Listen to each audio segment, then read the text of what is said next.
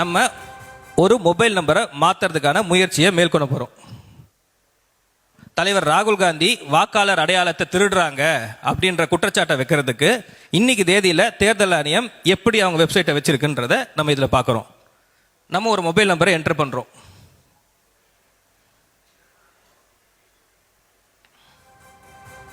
இது 23/9/2025 நேற்று எடுக்கப்பட்ட வீடியோ.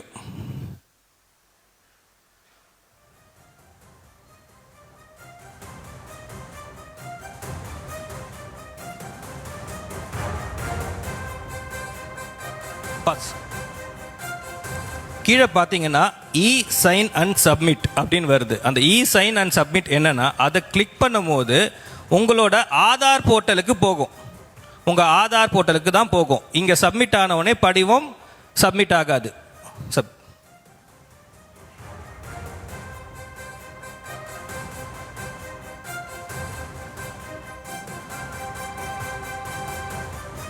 நான் கூறியவாறு ஆதார் போர்ட்டலிற்கு உங்கள் ஆத்தன்டிகேஷனுக்காக ஆதார் போர்ட்டலுக்கு சென்று இருக்கிறது.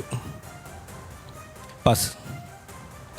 தற்போது உங்களுடைய ஆதார் நம்பரை என்ட்ரு செய்து உங்கள் ஆதார் நம்பருக்கு வருகிற ஓடிபி மூலம், அதுவும் நீங்கள் மாலதி என்று நான் அந்த கூறிய பெண்ணுடைய பேரும் உங்கள் ஆதாரில் உள்ள மாலதி அப்படின்ற பேரும் ஒன்றா இருந்தால் மட்டும்தான் அது மாறும், இல்லைன்னா மாறாது.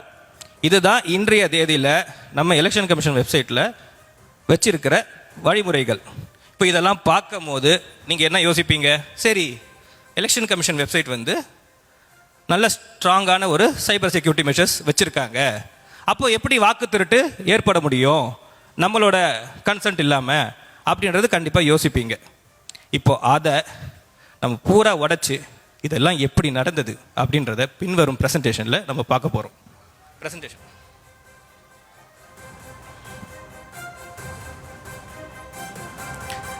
அதாவது 18ஆம் தேதி தலைவர் ராகுல் காந்தி அவர்கள் அடுக்கடுக்காக நிறைய குற்றச்சாட்டுகளை நம்ம தேர்தல் ஆணையத்தின் மீது வைத்தார்.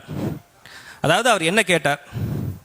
கர்நாடகா சிஐடி ஒரு 18 லெட்டர் மூலியமாக கேட்ட தகவல்களை நீ சரிவர கொடுக்கல, அது பத்தலை தகவல், இன்னும் ஒரு வாரத்தில் அந்த தகவலை நீங்கள் கொடுக்கணும், இல்லைன்னா இந்த குற்றச்சாட்டுகளை அம்பலப்படுத்துவோம் அப்படின்றாரு.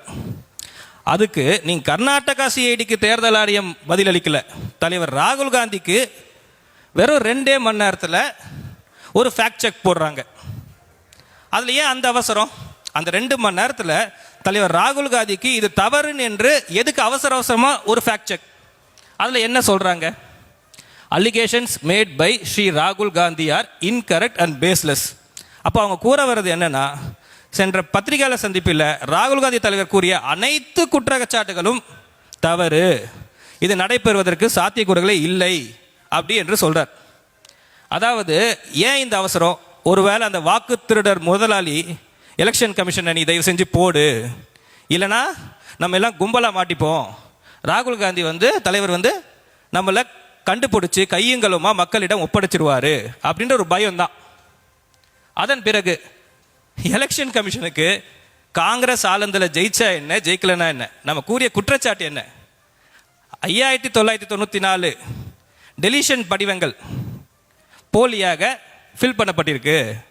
அதை பற்றி தான் பேசுகிறோம். அவங்க ஏதோ எதிர்கட்சி தலைவர் மாதிரி நீங்கள் தான் வின் பண்ணீங்க, நீங்கள் ஏன் அதை பற்றி பேசுகிறீங்கன்றது சிரிப்பாகவே இருக்கிறது. அதற்கு மாறாக எலெக்ஷன் கமிஷன் ராகுல் காந்தி தலைவரிடம் என்ன கேள்வி கேட்டிருக்க வேணும்? தலைவர் ராகுல் காந்தியால் இந்த ஃபேக் லாகின் நடக்குதுன்னு ஒரு குற்றம் சாட்டுறீங்களே, இதை உங்களால் ப்ரூவ் பண்ண முடியுமா அப்படின்றது ஒரு தைரியமாக ஒரு கேள்வி கேட்டிருக்கணும். அதை அவங்க கேட்கல.